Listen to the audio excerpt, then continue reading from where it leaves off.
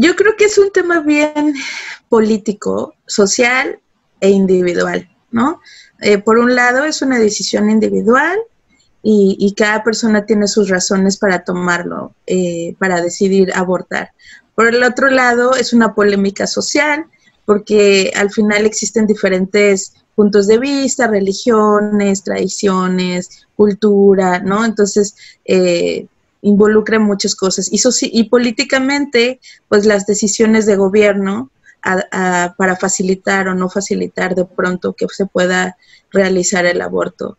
Individualmente yo creo que es una decisión nuevamente muy personal y respetable, y creo que tenemos que respetar a la gente que toma tanto no abortar como sí abortar y sus propias razones, ¿no? Porque cada uno trae atrás razones por las cuales es necesario. Entonces, eso es lo que creo. Yo creo que la religión, la política influye mucho en eso, bastante en eso, que sí, que es un delito, que es un pecado, que casi es algo profano. Entonces muchas personas mueren por practicarse un aborto en un lugar con la señora de la esquina, con doña Rosita, que no tiene el lugar limpio, que no tiene la experiencia profesional para hacerlo, ¿no? Entonces, pues es bien complicado, y eso de no hablarles, no educar a nuestros hijos, no hablarles a una temprana edad, mostrarles los diferentes tipos de métodos anticonceptivos que existen. ¿Por qué? Por lo mismo, por la religión, por la política, por la cultura, que porque si les hablamos de métodos anticonceptivos, vamos a inducir a nuestros hijos a que tengan relaciones sexuales a una temprana edad. Y eso no es cierto. La verdad que nos falta bastante información, y a causa de eso muchos niños son abusados también, porque no reciben la educación sexual que necesitan en la casa. Entonces la reciben ¿de quién? De la vecina, del amigo, y algo totalmente diferente que no tiene nada que ver con los valores que nosotros como latinos no les inculcamos a nuestros hijos. Mira, esas son tus partes, esas no te las pueden tocar, y llamarles a las partes del cuerpo por nuestro nombre también, ¿no? Porque de pronto hay confusiones y por eso también hay abusos, ¿no? Que la conchita, que me tocó la conchita, que no sé qué. Entonces, tenemos a decirles eso a nuestros hijos, y nos parece algo gracioso cuando no lo es. Y como te decía, por eso hay muchos abusos, pero muchas personas no saben que existen ayudas cuando tienen abusos. Cuando no saben a dónde acudir, no saben qué hacer, y se encuentran en un mundo completamente cerrado, ¿no? Como hormiguitas en el mundo. Pero, y muchas personas piensan también que lo que están viviendo no es abuso, ¿no? Entonces, ¿cómo reconocer, cómo saber cuando están las personas viviendo en violencia doméstica? Y bueno, todo el tema todo lo que acabas de compartir, que son muchas cosas, definitivamente la única forma de poder ejercer nuestros propios derechos individuales como seres humanos a nivel institucional es a través de conocer, ¿no? De aprender, de informarse, de mantenerse actualizado. Yo creo que a estas alturas el decir yo no sabía o de pronto nadie me dijo, ya no son justificaciones, ¿no? Ya claro. En las redes sociales, internet, hay muchísimas agencias trabajando, o sea, la información está ahí, simplemente es querer aprender y querer informarse para poder educar de mejor forma a sus hijos y estar más educados para tomar decisiones educadas, decisiones instruidas, no simplemente lo que le dicen los vecinos o los amigos o como decías, en la religión, los pastores. Hay que estar informados para tomar decisiones informadas. Y no importa cuál es tu nivel, tu nacionalidad, tu raza, ni siquiera si no hablas inglés. O sea, la información está accesible en español y hay que mantenernos informados.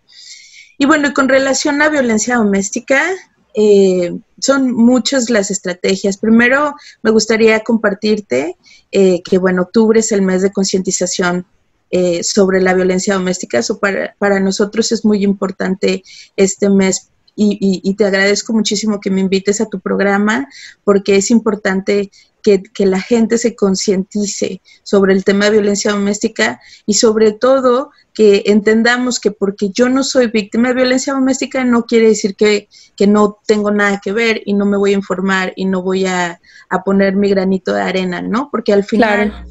La violencia doméstica otra vez es un problema social que de alguna forma nos puede afectar a todos, porque si no eres tú, de pronto una vecina, una amiga cercana, tu hija, tu familiar cercano puede estar pasando por violencia. Para ser víctima de violencia doméstica, nuevamente puede pasar cualquier persona, no importa la religión, la edad, la nacionalidad, en realidad o el estatus de inmigración en este país, ¿no? No tiene nada que ver. Cualquier persona puede ser víctima y cualquier persona puede ser agresor también, o agresora, ¿cierto? Entonces, es importante que todas las personas sintamos que somos parte de este movimiento para poder eliminar o erradicar la violencia en los hogares, simplemente informándonos, simplemente escuchando este programa, tomando la información que de pronto les pueda servir y compartiéndola, pasando la voz a la gente para que si alguien se encuentra en una situación de violencia, sepa qué hacer, ¿no? Uh-huh. Digamos, si hay una persona, por ejemplo, que no quiere informarse porque no la deja el esposo, porque no le interesa, pero ¿cómo podemos ayudar a esa persona que recibe esta información? ¿Cuáles son los signos de violencia doméstica? Ya, bueno, para empezar, tendremos que empezar desde el principio. La violencia doméstica es un patrón de conducta, ¿no? Que utiliza una persona para tener poder y control sobre su pareja. Eso es violencia doméstica. Entonces, como es una conducta, es algo aprendido, es algo que seguramente lo vio cuando era pequeño, lo aprendió o la aprendió y de pronto es el patrón que repite en casa, ¿no? Otra vez, como son patrones de conducta, también la conducta de la víctima se puede venir aprendiendo desde generaciones atrás. En nuestra comunidad es muy común, en realidad en todas las comunidades, en situaciones de violencia doméstica es muy común que la víctima de pronto vio el mismo patrón de violencia en casa con sus papás o con sus abuelos, ¿no? Y entonces vuelve a repetirlo porque fue lo que aprendió que estaba bien. Entonces, empecemos por esa parte. Ahora, ¿cómo utilizas ese poder y control sobre tu pareja? A través de diferentes tipos de abuso.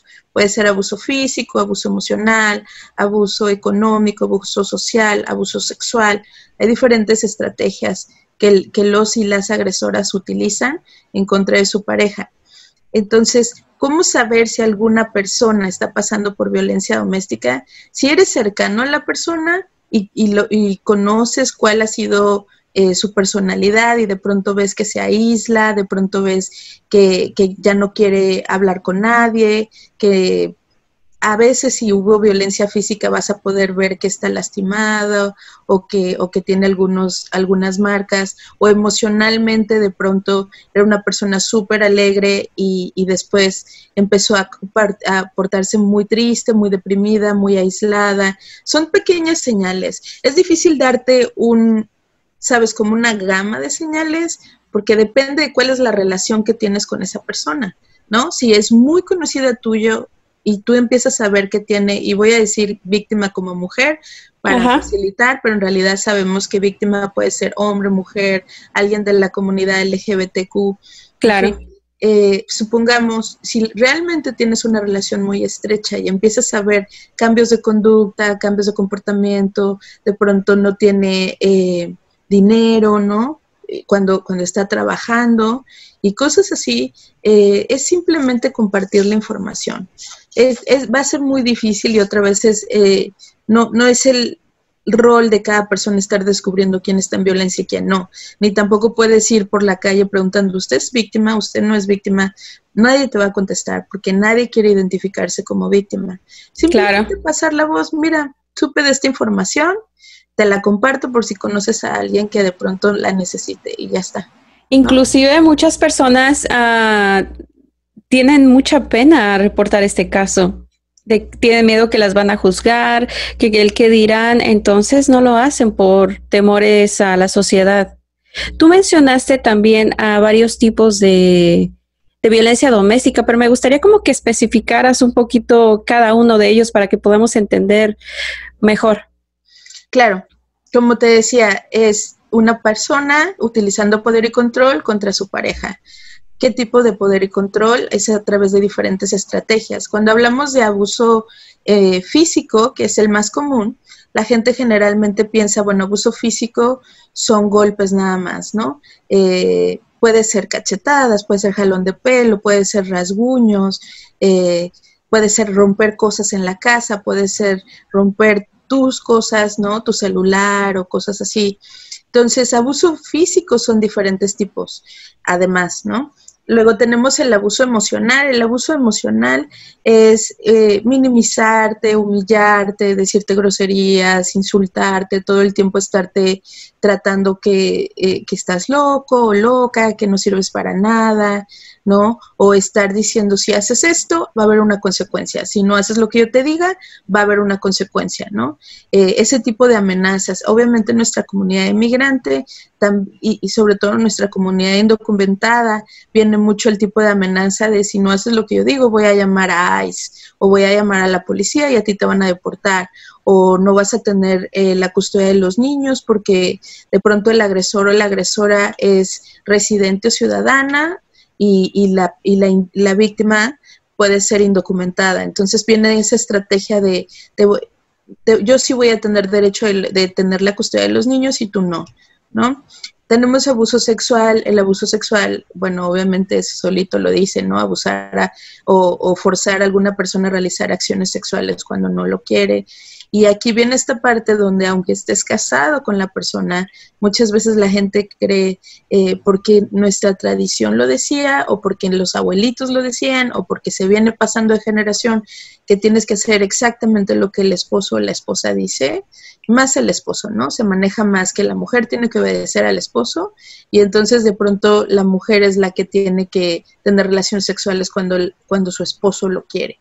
Y bueno, obviamente no es así, ¿no? También, bueno, el abuso económico, que es lo que les decía, de pronto estás trabajando como víctima y el agresor o la agresora controla el dinero de la casa, te pide tu cheque, te quita el dinero, decide si cuánto dinero vas a usar o no, te hace firmar documentos de pago de impuestos, ¿no? O te abre cuentas de banco, te meten deudas a tu nombre sin que tú lo sepas o incluso sabiéndolo, ¿no?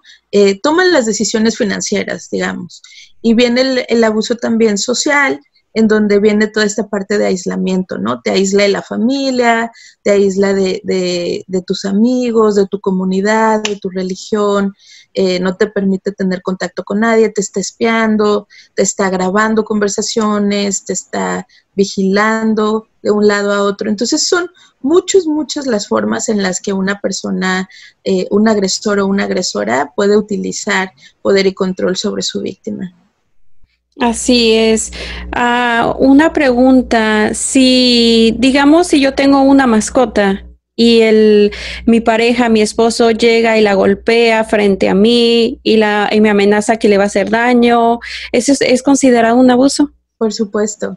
Y es un abuso emocional, ¿no? Porque al final, emocionalmente, si no haces lo que yo hago, le voy a causar daño ya sea a un hijo o a unas mascotas, si es que las consideran de pronto como hijos, ¿no? También. Entonces, por confidencialidad, por protección, por seguridad, cada caso es individual, cada caso me gusta más que lo platiquemos a través de la línea estatal que nosotros contestamos. Tú bien sabes, 1-800-334-2836. Ese número está 24 horas, el número 2 es en español. Las llamadas son confidenciales, toda la información, entre más información nos den en la llamada, nos ayudan a nosotros a pensar en posibles estrategias o posibles pasos a seguir. Y obviamente nuestro trabajo a través de la línea es simplemente decirles, usted puede hacer esto, o podría hacer esto, o podría hacer esto, o podría hacer esto. Y ya la persona decide exactamente qué es lo que tiene que hacer. Y eso es bien importante, porque hace rato que me decías, ¿qué hacemos si sabemos que alguien pasa por violencia doméstica? Es simplemente darle la información. La decisión la tiene que tomar la persona. Nadie sabe mejor hasta dónde es capaz su agresor o su agresora que la propia víctima.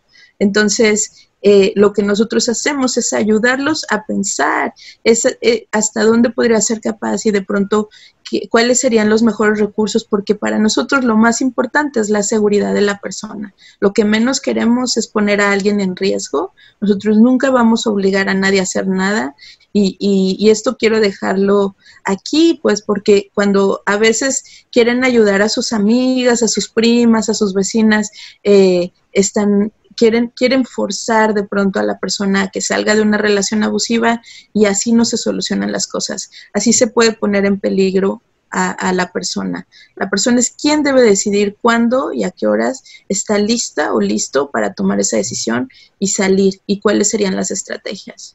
Así es, entonces es importante que llamen a este número que se encuentra aquí, número 2 para español, ¿cierto? Uh-huh.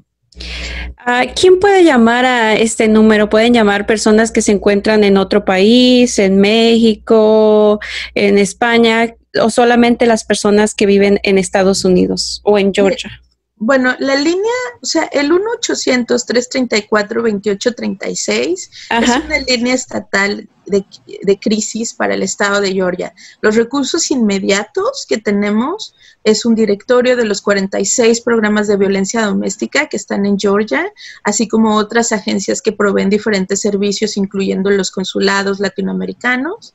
Entonces, los recursos inmediatos que tenemos son de Georgia. Ahora, hemos recibido llamadas de otros estados en Estados Unidos y lo que hacemos es asistirlos para conectarlos con las líneas estatales que hay en Texas, en Nueva York, en Florida, ¿no? Y cuando hemos recibido, porque también lo hemos hecho, recibido llamadas de otros países, tratamos de conectarlos con el recurso que podría haber de pronto en su país, ¿no? Obviamente, la idea es que la gente no se vaya sin ninguna información, pero quiero ser bien honesta, nosotros no sabemos cuáles son los procesos que están funcionando en España. Sin embargo, podríamos conectarlo con alguna agencia para que allá le den los procesos locales. Tampoco conocemos aquí en Estados Unidos, cada estado funciona diferente, las leyes son diferentes, entonces nosotros estamos empapados de la información de Georgia, pero no podemos dar información incorrecta, sería poco profesional hacerlo, y por eso es que lo que hacemos es cuando nos llaman de otro estado, es conectarlos con quien sí va a saber cómo funciona el estado de Florida, por decir, ¿no? Uh-huh. La idea es eso, conectarlos con recursos y que otras agencias de pronto les puedan dar la información más específica. La línea está 24 horas disponible en español a cualquier hora, de verdad, a las 3 de la mañana es en el momento en el que se sienten de pronto que quieren platicar con alguien para analizar un poco si están pasando por violencia doméstica. A esa hora llámenos, hay alguien que habla español a esa hora contestando. Las chicas de la línea están entrenadas para trabajar con violencia doméstica, para entender estas dinámicas de abuso que acabamos de mencionar, para poder analizar caso por caso, para ver situaciones de letalidad, es decir, momentos, estrategias peligrosas que pueden llevar a la persona a estar en un peligro mucho más elevado, ¿no? Donde realmente hay que tomar una decisión inmediata porque su vida corre peligro inmediato, digamos. También obviamente tenemos, como te decía, directorios con todos los recursos disponibles, tratan de conectar a la gente con esos recursos. Obviamente si hablas a las 3 de la mañana va a ser difícil que de pronto los abogados de Georgia con los que te estamos conectando te vayan a contestar, pero te van a decir, bueno, este es el número, puedes llamar, puedes dejar mensaje o nos puedes regresar la llamada y te ayudamos a hacer esa conexión. Hacemos interpretación de emergencia también, es decir, si hay que llamar a la policía, Ujú. y de pronto no hablas inglés y te da un poco de miedo llamar al 911, nos puedes llamar, nosotros te ayudamos a hacer una llamada, le llamamos llamada de 3, es decir, tú estás en la línea, está la asesora y está el 911 y hacemos interpretación de emergencia. La interpretación es solo de emergencia, no somos una agencia de interpretación, es solo para emergencias. Y si te conectamos con algún otro programa en el condado donde estás y de pronto ahí no hablan o no tienen personal bilingüe, en ese momento nosotros también podemos hacer interpretación de emergencia. Ok, o sea que si, por ejemplo, una persona llega al departamento de policía que quiere hacer un reporte de X, digamos que tuvo un problema con la vecina, que un problema con su carro, ¿ustedes podrían ayudar a esa persona o solamente referente a lo que es violencia doméstica en el departamento de policía? Solo con relación a violencia doméstica. Ahora, lo que acabas de decir es bien importante. En este país, en Estados Unidos, todas las agencias que reciben dinero federal tienen la obligación de proveer el acceso al idioma, es decir, intérpretes. Entonces, si una persona va al departamento de policía, en ese momento tiene que pedir que le consigan a alguien que hable español para hacer cualquier otro tipo de reporte, ¿no? O incluso violencia doméstica. Para cualquier reporte, en ese momento lo tienen que pedir. Y es obligación del departamento de policía, ya sea que si tiene personal que habla español, que bueno, ese personal se acerque. O si no, llamar a su línea de idiomas en donde pueda conseguir interpretación y puedan entonces llamar.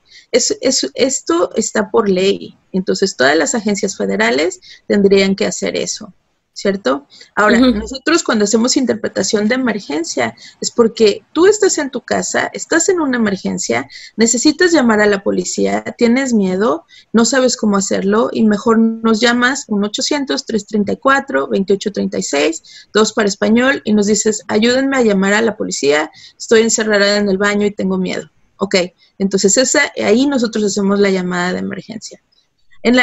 Nosotros publicitamos mucho esto de la ayuda de emergencia, de interpretación de emergencia con la policía. Entonces, en muchas ocasiones es al revés. La policía llega a la casa porque alguien la llamó y de pronto no se puede comunicar y es una emergencia. O sea, de aquí a que conecta con el oficial que habla español y pueda llegar, o de aquí a que utiliza su línea de idiomas de interpretación, el oficial decide mejor llamarnos de inmediato y decir, ayúdenme en este momento porque estoy aquí en la escena del crimen y no estoy entendiendo qué pasa. Entonces, así es como funciona la interpretación de emergencia. Ok, súper. ¿Qué pasa, por ejemplo, cuando, digamos, la señora llamó al 911, llegó el oficial y la señora está siendo agredida pero no tiene rastros, no tiene ninguna marca física y ella no habla inglés? El esposo o la pareja quien el agresor sí habla inglés y le plantea todo totalmente diferente y resulta que a quien se llevan detenida es a la víctima. Pues nuevamente yo les invitaría mejor a que si llega la policía y no hablas inglés, llámenos de inmediato para decir, esto es una emergencia, ¿no? Está la policía, yo soy víctima, acaba de pasar un suceso de violencia y no me puedo comunicar con el oficial. Y obviamente nosotros inmediatamente cuando ustedes recibimos la llamada, pues al hablar con el oficial es ver si el oficial quiere hablar con nosotros para hacer interpretación o mejor él dice, ok, tengo que llamar a mi línea de idioma o voy a llamar a mi oficial, que él sí habla español y entonces hacerlo. ¿No? Ok, ajá, pero digamos que la señora no tiene el acceso al teléfono y se la llevan. ¿Ella puede llamarle desde la cárcel a ustedes? Nos han llamado, pero en ese momento nosotros lo que hacemos es referirlo con la agencia o incluso con el consulado para que le consiga abogados y pueda ayudarlos, ¿no? Y ya después de ahí ya iría con ustedes para realizar quizás un procedimiento de una orden de protección. Depende de qué condado viva, dependiendo del condado donde viva, la vamos a conectar con los servicios que están en su condado y cada persona puede, no, no podemos generalizar que el caso que me acabas de plantear va a calificar para una orden de protección. Los procesos son complejos. O sea, por eso te digo, no te puedo dar respuestas muy generales, más bien muy específicas para procesos, cuando cada situación es totalmente diferente. Y esto me gustaría mucho que lo reforzáramos, porque muchas veces la gente dice, yo pasé una situación igual que la de mi vecina, o igual de lo que está ahorita diciendo María, o igual que, no, ninguna situación es igual. Cada situación tiene pequeñas particularidades que hace que sí proceda para solicitar una orden de protección o que no proceda para solicitar una orden de protección, o cualquier otro tipo de recurso, ¿no? Entonces, ¿qué es lo que hacemos? Conectar a la gente con las personas especializadas en su condado para que de manera confidencial puedan contar todos los detalles. Cada detalle cuenta. Entre más información nos dan, así es como podemos saber si sí, cuál va a ser el siguiente paso a seguir, ¿no? O cuáles son las siguientes opciones que la persona puede decidir seguir. Ya que mencionamos sobre la orden de protección, ¿qué es una orden de protección? Ok, eso sí, la orden temporal de protección es una orden que se solicita al juez del condado donde reside el agresor o la agresora. Ahora, las órdenes de protección están basadas en la comisión de un delito, que es el delito de derecho de violencia familiar. Cada estado, otra vez, cada estado tiene su propia legislación. En el estado de Georgia, violencia familiar incluye solo violencia física y solo amenazas, lo que le llaman amenazas, digamos que incluyen las de muerte, ¿no? Amenazas de muerte, que le llaman terroristic threats, y incluye de pronto algún delito grave que se haya cometido. En ese momento es violencia familiar. Toda la violencia emocional, la violencia económica, el aislamiento social, todo eso es violencia doméstica. Sin embargo, en la ley de Georgia solamente está tipificado como violencia familiar, violencia física. Amenazas, como te decía, de pronto amenazas de muerte, son diferentes tipos de amenaza, o la comisión de otro tipo de delito. Entonces, ¿quién decide si es violencia familiar o no? El oficial. Y eso es bien importante, porque cuando llamas a la policía, el oficial llega, él analiza qué es lo que está pasando, y en su reporte de policía, ellos estudian sobre los delitos. Entonces él va a decidir si de pronto es violencia familiar o es otro tipo de delito. Generalmente cuando hay violencia emocional y es simplemente una discusión que tengo en casa con mi pareja y cosas así, no van a poner violencia familiar, porque no hay violencia física, otra vez. Entonces, ¿qué es lo que van a poner? Una discusión en casa o cualquier otro tipo de información que pone la policía. La policía es quien decide qué tipo de delito es. Una vez que ya tienes de pronto un reporte de policía por violencia familiar, es decir, violencia física, o que tienes evidencia de que hubo violencia física, ok, no llamaste a la policía, pero tengo fotos, tengo reportes médicos, tengo el reporte de mi psicólogo, o sea, tengo evidencia, es como de pronto te puedes acercar a una asesora legal, que puede ser a través, nuevamente nos llaman 1-800-334-2836 y nosotros la conectamos con la asesora legal que esté en su condado, o de pronto con los abogados de Georgia, o los abogados, la asistencia de ayuda de Atlanta de abogados también, para solicitar una orden de protección. Estoy en peligro, mi vida corre peligro, estos fueron los últimos hechos que sucedieron, se presentan al juez toda la evidencia y la narrativa de los hechos, y el juez decide si te da de manera temporal una orden al principio por 30 días y después se puede extender por 1 año incluso, o más adelante por 3 años, por 5 años, va variando. Pero en el principio, cuando tú solicitas esto, y obviamente les pido que nos llamen para poder darles asesores legales que les puedan decir si califican o no califican para la orden, lo que se está pidiendo en esa orden es que el agresor o la agresora se aleje de la víctima y de sus hijos, de pronto, de su familia, porque corre peligro, ¿no? Porque hay peligro. Se pide también que no haya ningún tipo de contacto, se pide que de pronto se divide la custodia temporal, ¿no? La custodia física temporal de los niños, de pronto que la tenga la víctima. En fin, hay diferentes cosas que vienen en la orden donde se pide la protección temporal, y después, una vez que lo garantiza el juez y que lo firma, hay una audiencia que generalmente es a los 30 días, más o menos. Cada condado varía nuevamente, pero generalmente es a los 30 días, donde hay una audiencia donde sí se va a presentar el agresor o la agresora, porque bueno, tiene derecho a saber que hay una orden en su contra, y tiene derecho también a presentar la evidencia que pueda decir lo contrario, ¿cierto? Claro. Y en esa audiencia se determina, o el juez determina, si se puede extender esta orden de protección por más tiempo.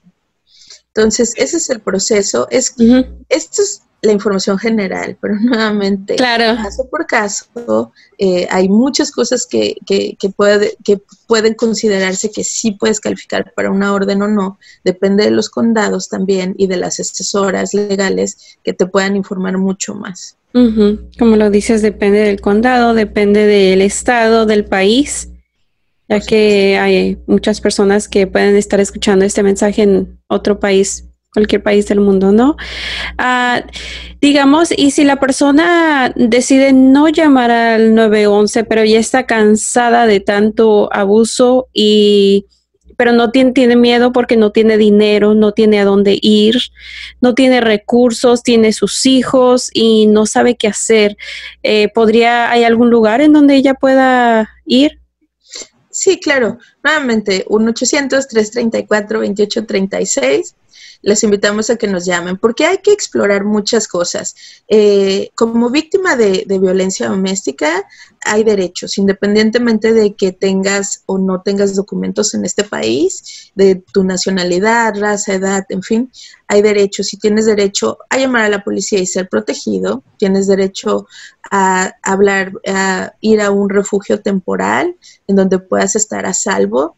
Los refugios temporales son confidenciales y son lugares donde la gente puede estar un rato en lo que decide cuál va a ser el siguiente paso, ¿no? Pero es para salir a salvo. Tienes derecho a solicitar una orden de protección, como lo decíamos, si calificas para eso.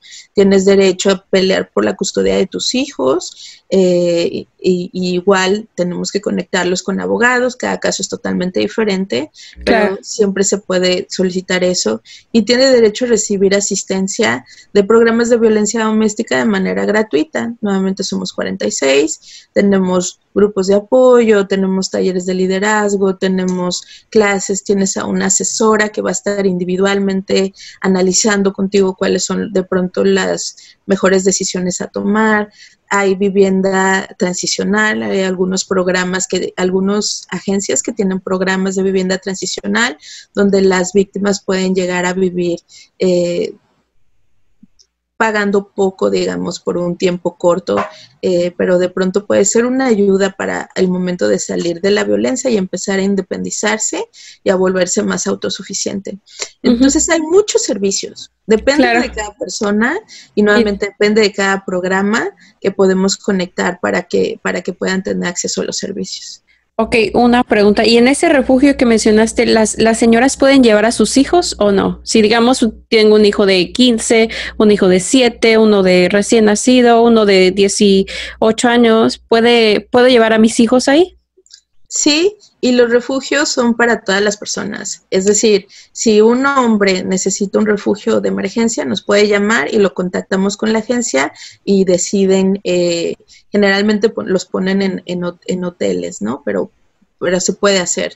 Si alguna persona de la comunidad LGBTQ necesita también por emergencia un refugio donde quedar, nos pueden llamar y les ayudamos a conseguir.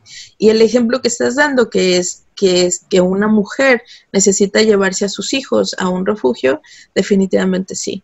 O sea, nos pueden llamar, lo conectamos con los refugios. Cada refugio depende de cada programa, 46 programas, cada programa tiene sus propias políticas, cada programa tiene sus procedimientos de pronto para entrevistar a la gente, decidir si entra inmediato o no, o si y bueno, no siempre tienen espacio. Esto no es un hotel, es realmente un lugar de emergencia para personas que están en peligro, y entonces hay que llamar en el momento en el que se está decidido para salir y estar a salvo. En ese momento llamamos a los 46 refugios, pues para ver si tienen espacio y pueden recibirse en ese momento, ¿no? No Claro. es como que, bueno, apárteme un cuarto ahí para 15 días llego, no funciona así, ¿no? Así es. Otro ejemplo, digamos que está la madre con el esposo y están 3 niños ahí y el esposo está pegándole, está golpeando a la madre. Pero la madre dice, no, no pasa nada, ellos no, o sea, aquí la víctima soy yo, los niños no están recibiendo ningún abuso. ¿Los niños son considerados víctimas de violencia doméstica? Sí, por supuesto. Y obviamente ahorita que tocaste este tema es importante porque muchas veces las víctimas, y hablemos de mujeres en este caso, la víctima mujer puede decir, bueno, el agresor ha estado lastimándome físicamente o hiriéndome, pero solamente a mí porque él es un buen padre, y a mis niños les da dinero y a mis niños les compra cosas y no sé qué.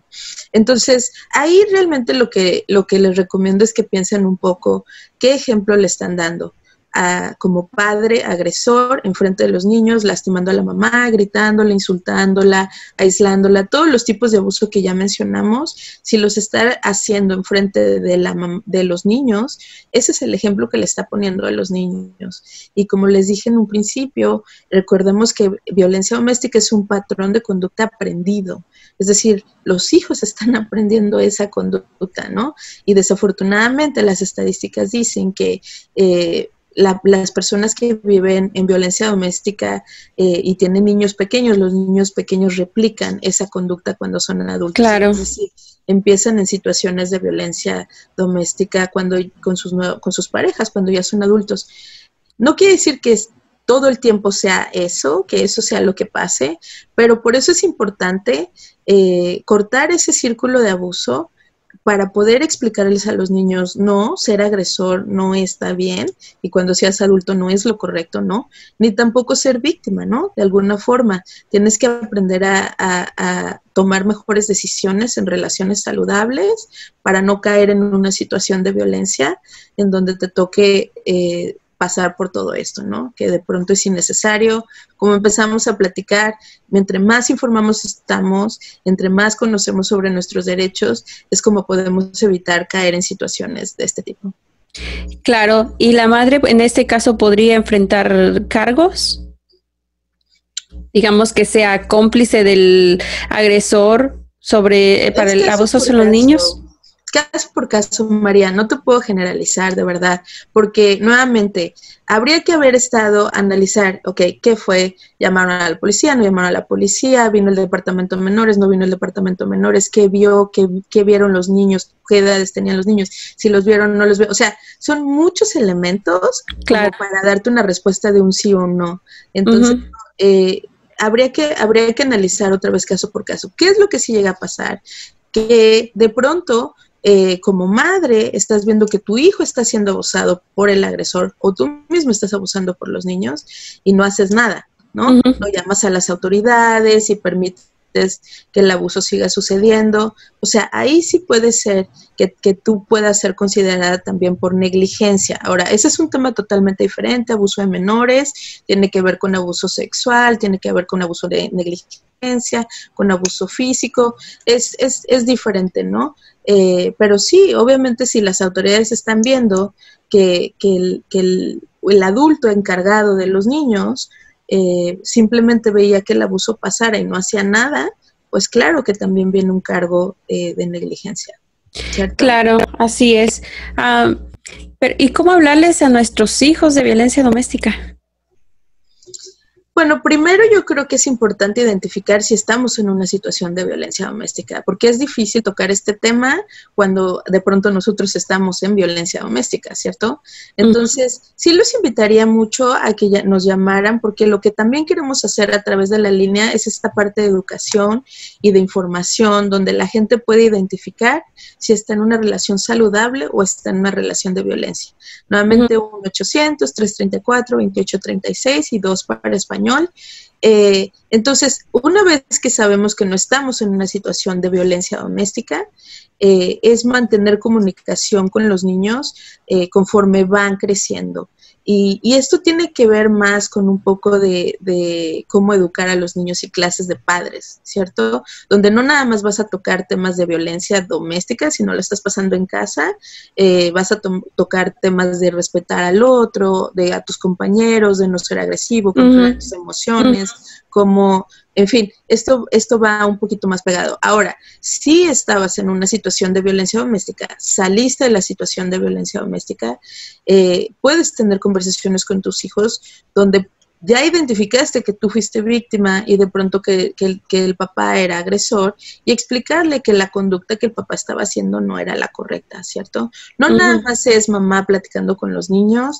Ahí nosotros siempre recomendamos que los niños vayan a terapia, porque necesitas a alguien externo, profesional, como los terapeutas, que puede trabajar con los niños y dependiendo de las diferentes edades, poderles explicar qué fue lo que pasó. Y la terapeuta te da la información adecuada para que tú como mamá, dependiendo de la edad de tus niños, puedas tener los diferentes tipos de conversaciones, ¿no? Porque no nada más es directamente mamá diciéndole lo que papá hizo está mal y ya está. Claro. Necesitas mucho más refuerzo para que los niños entiendan lo que pasó y no puedan caer en una situación de violencia, ¿no? Así es, y a veces en estos casos hay muchos padres que tienen, por ejemplo, si están separados, a utilizar a sus hijos como medio de comunicación. ¿Eso también es considerado abuso? No entendí. Sí, por ejemplo, que los padres están separados y yo no quiero hablar con la madre o con el padre, entonces estamos utilizando a nuestros hijos para que le comuniquen lo que yo quiero decirle a la madre. O quizás hasta amenazas, poniendo en medio al hijo. Ya. Es otro tipo de situación totalmente diferente, ¿no? O sea, y esto pasa mucho incluso con padres divorciados y no precisamente con situaciones de violencia doméstica, ¿no? La manipulación de los niños y utilizar a los niños como medio de manipulación o de utilizar control y poder sobre la mamá o el papá, es diferente y ahí sí les pediría igual, o sea, es importante tener mucho más información y ver si de pronto pueden acudir a una terapia, la mamá, una terapia explicando qué es lo que pasa, el menor o la niña yendo a una terapia para que entienda que pues no es su rol y el papá también, ¿no? Entonces, porque lo que no debe de hacerse, si ese es a donde queremos llegar, es utilizar a los niños como escudo, ¿no? En situaciones donde no estamos de acuerdo con lo que está pasando con la mamá o con el papá, ¿no? Independientemente de que sea violencia doméstica, ¿no? Sí, así es lo que no es correcto hacer. Pero sí se necesita apoyo de fuera para eso. Y si me dejas, que quería compartirles esta parte importante de concientización, porque los números son muy, muy fuertes. Yo sé que mucha gente te escucha en tu programa y incluso fuera de Estados Unidos, pero por lo menos aquí en Estados Unidos es 1 de cada 3 mujeres latinas que ha experimentado violencia física por lo menos alguna vez en su vida. 1 de cada 3 en Estados Unidos. La organización de Estados... lo olvidé. Bueno, déjame pensar, porque es la organización de la salud, la Organización Internacional de la Salud, ¿no? La OMS, ellos manejan más o menos estadísticas a nivel mundial de la misma forma. Ellos también dicen que a nivel mundial tienen entre 1 de cada 3 mujeres que ha pasado por violencia física alguna vez en su vida, y marcamos en Estados Unidos que 1 de cada 7 hombres ha sido víctima por violencia física por parte de su pareja. Igual la Organización Mundial de la Salud maneja alrededor de 1 de cada 12 hombres a nivel mundial. O sea, es un problema, la violencia doméstica es un problema que está pasando en todo el mundo. Aquí en Estados Unidos también, principalmente en el estado, bueno, en Estados Unidos se mide cuántos asesinatos, o sea, un hombre matando a una mujer en situaciones de violencia doméstica, ¿no? Y en Estados Unidos, por ejemplo, el estado de Georgia está en el número 10 de todo Estados Unidos en donde hombres matan a mujeres, ¿no? En el estado de Georgia, simplemente el año pasado, en 2019, hubo 166 personas que murieron por violencia doméstica. Oh my solo en God. Georgia. El año anterior, Wow. en 2018, había 148 y en 2019 sube a 166. Quiere decir que está incrementando, ¿no? Hasta febrero del próximo año tendríamos los números de este año 2020. Sin embargo, para el estado de Georgia, en estas personas que murieron, los 166 que murieron como víctimas de violencia doméstica, en el 73% de los casos fueron asesinados por armas de fuego. Lo que quiere decir es que las personas tienen armas de fuego y las víctimas de violencia doméstica de pronto que saben que los agresores o agresoras tienen armas de fuego, no están tomando, no están reportando a las autoridades, no están pidiendo ayuda, ¿no?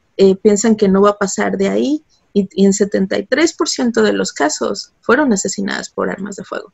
Entonces creo que los números nos dan un panorama importante para que la concientización entre por todas las personas que están escuchando tu programa y piensen de pronto que todos tenemos una mamá, una hermana, alguien que de pronto puede estar pasando por esta situación y es importante levantar la voz y informarnos y decirles si hay ayuda, pero tienes que pedirla, ¿no? Porque solita la situación no va a cambiar.